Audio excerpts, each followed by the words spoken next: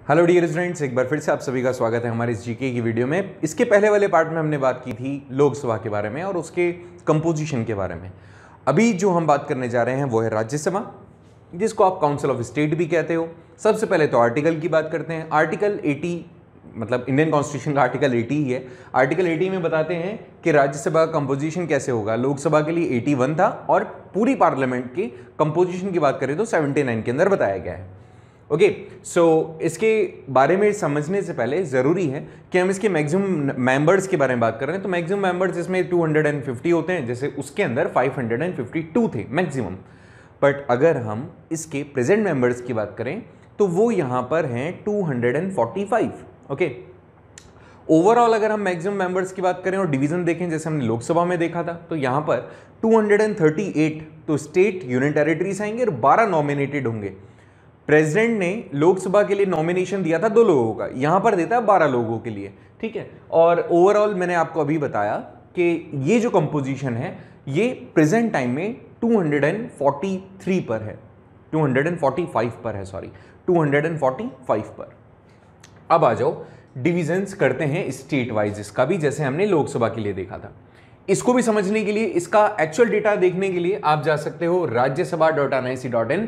जैसे हम लोकसभा के लिए गए थे तो लोकसभा के लिए हमने बेसिकली देखा था लोकसभा.nic.in, वैसे यहां पे राज्यसभा.nic.in पे जाके आप देख सकते हो।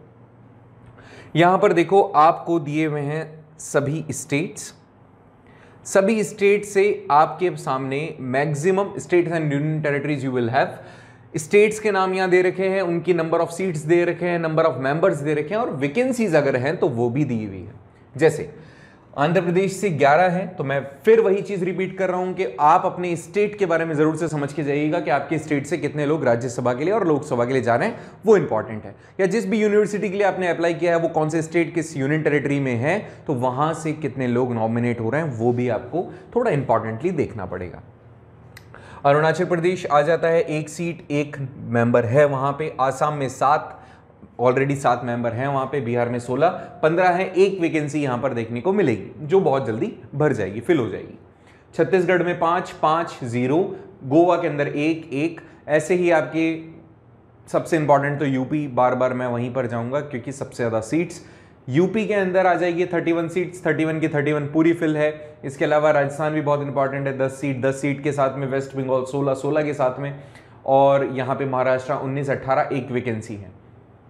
इस तरह से हमने डिवीजन किया। अब एक और चीज जो देखनी है वो यहाँ पर देखो, सबसे अच्छा जो मुझे इस वेबसाइट के साथ लगता है वो ये है कि आप सब कुछ पता कर सकते हो। यहां पर मुझे पता करना है कि कितने लोगों को नॉमिनेट किया है, कितनी विमेन मेंबर हैं यहाँ पे, वो भी हमें पता चल जाएगा। ये टोटल राज्यसभा के अंदर कितनी विमेन है, तो 27 है, ठीक है। यहाँ पे पॉलिटिकल पार्टी वाइज भी आ जाएगा। पॉलिटिकल पार्टी वाइज देखा जाए तो डिवीजन आप ऐसे कर सकते हो। मैंने यहाँ पे भारतीय जनता पार्टी देखा, तो भारतीय जनता पार्टी के टोटल मेंबर्स कितने हैं राज्यसभा के अंदर, तो हम थोड़ा स्क्रॉल डाउन करेंगे तो हमें पता चलेगा दे आर बेसिकली 95 मेंबर्स, ठीक है। ऐसे ही अलग अलग पॉलिटिकल पार्टी के बारे में भी आप निकाल सकते हो यहाँ से। अब अगर मैं यहाँ पे इनके एड्रेस के बारे में बात करूँ तो मुझे इनका एड्रेस भी पता चल जाएगा, हर एक पर्सन का एड्रेस पता चल जाएगा। स्टेट वाइज आप निकाल सकते हो। जैसे मैं राजस्थान से हूँ तो मैं राजस्थान के बारे में देखूंगा कितने लोग हैं। इसमें से एक इंपॉर्टेंट पर्सन आपको मैं दिखाता हूँ, डॉक्टर मनमोहन सिंह जी। अब डॉक्टर मनमोहन सिंह जी राजस्थान से कैसे, क्वेश्चन है राजस्थान से कहते हैं कैसे हैं डॉक्टर मनमोहन सिंह जी, तो उसके लिए देखो यहाँ पर फ्रीक्वेंटली आस्क्ड क्वेश्चन में एक कॉलम दे रखा है। जब मैंने इसको ओपन किया तो मैंने यहाँ पर हिस्ट्री देखी, इसके कुछ क्वेश्चंस देखे। ये वाले क्वेश्चन जरूर आपको लोकसभा में भी देखना, वहां पर मिल जाएंगे, तो इनके आंसर्स आपके पास में होने ही चाहिए, ठीक है। तो मैंने यहाँ पर स्क्रॉल डाउन किया और मैं पहुंच गया मेंबर्स के पास में।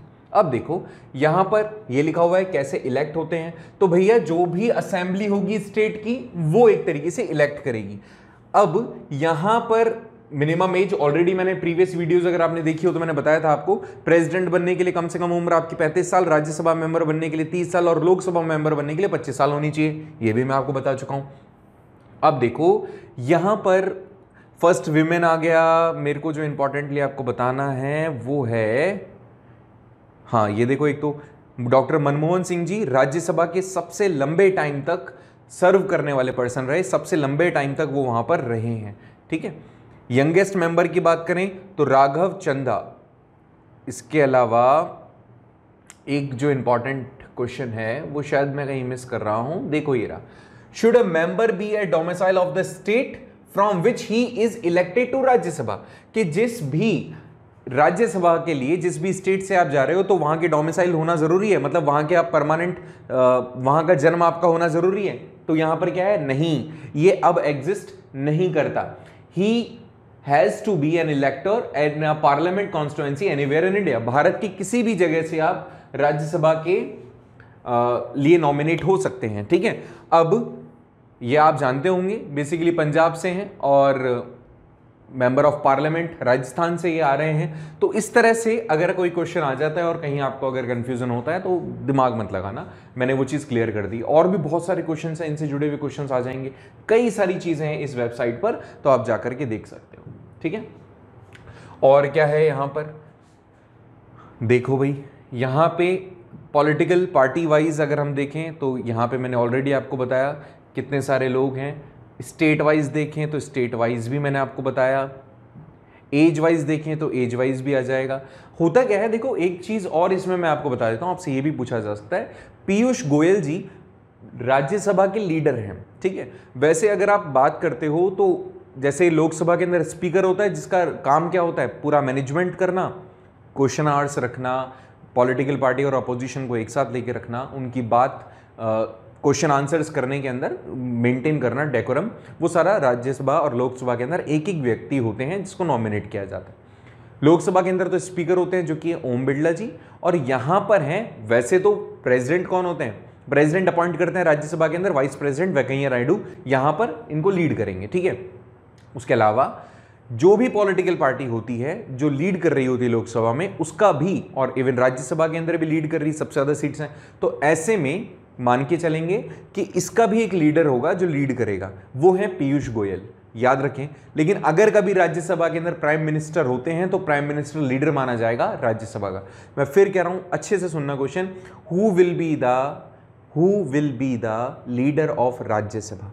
तो यहां पर अगर प्राइम मिनिस्टर मौजूद है राज्यसभा में तो वो लीडर होंगे, अदरवाइज वो किसी को नॉमिनेट करेंगे। तो यहां पे पीयूष गोयल जी हैं जिनको राज्यसभा का लीडर नॉमिनेट किया गया है। उस मीटिंग को कौन होस्ट करता है, तो वेंकैया नायडू जो कि हमारे वाइस प्रेसिडेंट हैं वो करेंगे। राज्यसभा में वाइस प्रेसिडेंट और लोकसभा के अंदर स्पीकर, स्पीकर कौन है, ओम बिरला, ठीक है। ये सारी चीजें आपको याद रहनी जरूरी है। इसके अलावा आप मेंबर्स के अंदर जाते हैं तो यहां पर एक और अच्छी चीज है, जैसे you will find here nominated members, just wait, nominated members. So यहां पर 5 अभी नॉमिनेटेड मेंबर्स हैं। देखिए ये 5 नॉमिनेटेड मेंबर्स हैं जो कि प्रेसिडेंट के हाथ में होते हैं। 12 सीट्स प्रेसिडेंट के हाथ में है, उसमें से उसने 5 लोगों को नॉमिनेट किया है राज्यसभा के लिए, जो ये हैं आपके सामने, ठीक है। मैक्सिमम लोग बीजेपी के हैं, आपको रीजन भी पता चल रहा होगा, ठीक है। सो इस तरह से ये चीज आप जान सकते हैं, सीख सकते हैं। आप अपने स्टेट के बारे में जरूर से जानिएगा, कमेंट करके मुझे बताएगा कि आपके स्टेट से कितने लोग इलेक्टेड हैं राज्यसभा के लिए, मैक्सिमम कितने और क्या वैकेंसी है। अच्छा, इनका टाइम ड्यूरेशन भी बता देता हूं, चलिए। इनका राज्यसभा वालों का टाइम ड्यूरेशन, टेन्योर अगर हम बात करते हैं तो 6 साल का होता है, जबकि लोकसभा के लिए होता है 5 साल का। 5 साल के अंदर वापस इलेक्शन होंगे और उनको रिप्लेस कर दिया जाएगा, जबकि यहां पर होंगे 6 साल के लिए। अभी जैसे मैंने आपको बताया था, इसको थोड़ा सा बैक लेके जाके आपको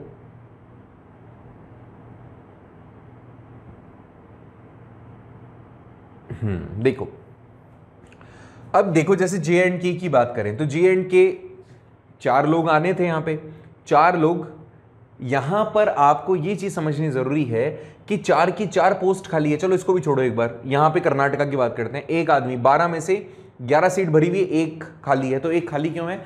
हर 2 साल में रिटायरमेंट होता है। जिन्होंने अपने 6 साल पूरे कर लिए होते हैं वो व्यक्ति रिटायर हो जाते हैं, उनकी जगह पे कोई दूसरा आता है। अब वो जो दूसरा आता है, ये सीट तब फुलफिल होगी जब इनका फेयरवेल हो जाएगा और दूसरे लोगों को आमंत्रित किया जाएगा, ठीक है। तो हर 6 साल के अंदर मतलब हर इनका टेन्योर 6 साल का, लेकिन हर 2 साल में ये चेक किया जाता है कि किन्होंने अपने 6 साल पूरे कर लिए, ठीक है। सो हर 2 साल बाद में फेयरवेल होता है, नए लोग अपॉइंट होते हैं। अगर आप इसको अच्छे से समझेंगे, देखेंगे, तो यहाँ पे स्टेट वाइज ये लिस्ट दे रखी है। आप इजीली ये चीज़ जान पाएंगे कि हमारे यहाँ पर कितने लोग हैं, हमारे स्टेट से कितने लोग हैं जो जा रहे हैं। ठीक है, हर एक स्टेट की लेजिस्लेटिव असेंबली ये डिसाइड करेगी कि who will be in Rajya Sabha, जो कि रिप्रेजेंटेशनशिप करेगा आपके राज्य का। ठीक है, सो दैट्स इट। मेरे हिसाब से इस चीज़ समझ में आ गई हो कि कहीं इसमें प्रॉब्लम है तो मुझे ज़रूर बताइएगा। मिलते हैं नेक्स्ट वीडियो में एक और नए टॉपिक के साथ। Thank you so much.